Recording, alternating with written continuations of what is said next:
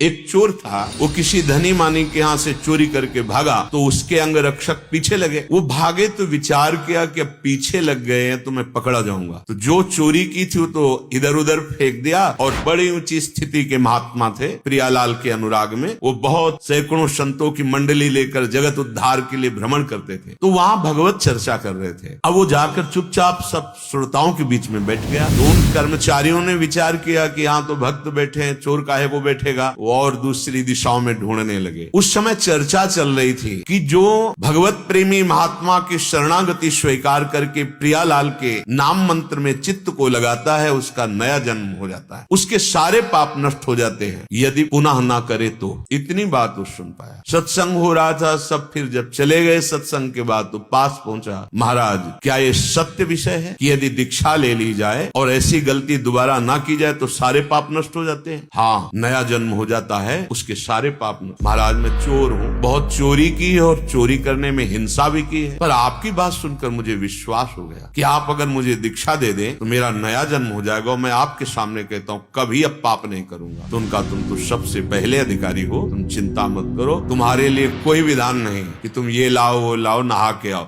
अभी तत्काल कंठी बांधी और कहा आज से ये मंत्र जपो, तुम्हारा नया जन्म हो गया। सुबह तिलक लगाए निकला। अब वो खोजे ही में थे, सैनिक जन तुरंत पकड़ लिया, ये वही है जो चोरी किया था। धनी ने भी देखा, हाँ यही है, चोर है। वो बोले मैं चोर नहीं हूँ, मैंने इस जन्म में कोई चोरी नहीं की। अरे बोले बात बनाता, राजा के पास ले गए। उस समय सत्य को प्रमाणित करने के लिए एक प्रक्रिया होती थी। हाथ में नवीन कोमल पीपल का पत्ता, उसके ऊपर कच्चा सूत और उसके ऊपर जला हुआ लोहे का लाल ऐसे फार वो रखा जाता है। अगर वो धागा झुलस गया तो तुम असत्य हो, और अगर नहीं झुलसा तो 7 कदम चलो और फेंक दो, तुम सत्य हो। ऐसा उस समय पद्धति थी। ये कहें कि यही चोर है और वो कह रहे थे कि मैंने इस जन्म में चोरी नहीं की, वही प्रक्रिया हुई। ऐसे रखा और मन में निश्चय किया, गुरुदेव आपने कहा था दीक्षा के बाद नया जन्म, और उच्च स्वर से बोला इस जन्म में मैंने चोरी नहीं की, और 7 कदम चला, फार फेंक दिया, झुलसा भी नहीं। अब राजा ने कहा इस धनी को फांसी की सजा दी जाए, क्योंकि इसने ऐसे शुद्ध वैष्णव को चोर कहा और यहाँ आकर दंड देने का विधान। अब वो बोले महाराज फांसी मत दीजिए, सही कह रहे हैं। बोले आप कैसे सही मान सकते हैं, आपको तो प्रमाण दे दिया। बोले इस जन्म में चोरी नहीं की, पीछे जन्म में की थी। बोले कल की बात है, तुम पीछे जन्म, हाँ तो शाम के हमारा गुरु मंत्र हुआ है, पूरा रहस्य बताया।